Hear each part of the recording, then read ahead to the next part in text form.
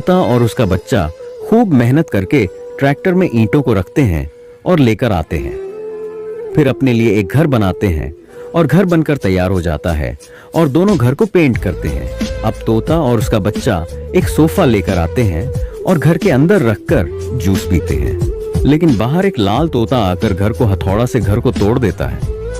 तोता और उसका बच्चा यह देखकर खूब रोने लगते हैं, क्योंकि फिर किसी ने लाइक सब्सक्राइब नहीं